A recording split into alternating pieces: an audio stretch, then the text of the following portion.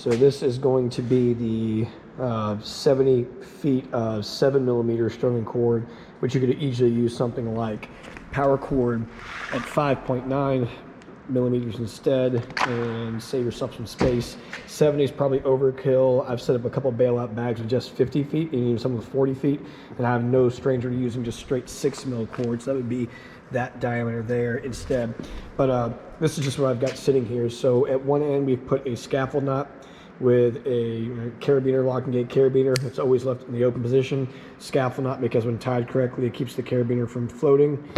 And at the very other distal end, another scaffold knot, same exact orientation, and you'll see there's a number 10 DMN climbing nut on it. So you're looking at about a $9 to $10 climbing nut. It's probably sitting right at 10 or 12 kN of force on this guy.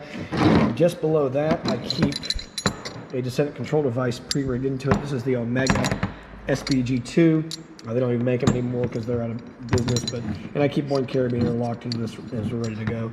So with a 3 carabiner setup, I've already got my bailout always ready to go, but I can use it to heel ladders, and also I can remove this carabiner from the system and I can make a pre-rig mechanical advantage because all carabiners are all the same size. We can also do the garter hitch with it as well and do progress capture. So I'll keep this part stuffed down into a mesh bag in the very side of my turnout gear, down here on my dominant side, and then this is the part that sits on the top.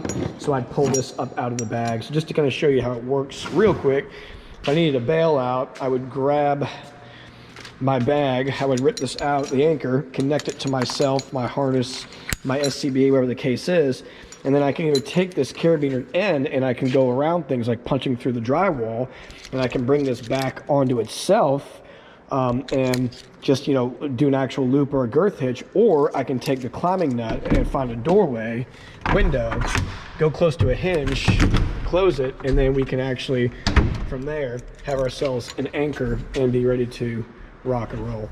And then we just use the descent control device as our rappelling device from there. So just one of the many uses. I also use it for like ladder healing. So when you're doing a lot of work on we've got like industrial, or could even be residential, for raising or using a garage door, we can actually like take our climbing nut, get a tool, Halligan, pry up under the door, jam this under, let it fall back on, and I can bring this bag back to the end of a ladder, tie off this, and actually use this as a progress capture device, and I can heal my ladder for RIT and that sort of stuff. So just a multi-purpose, quick bailout kit.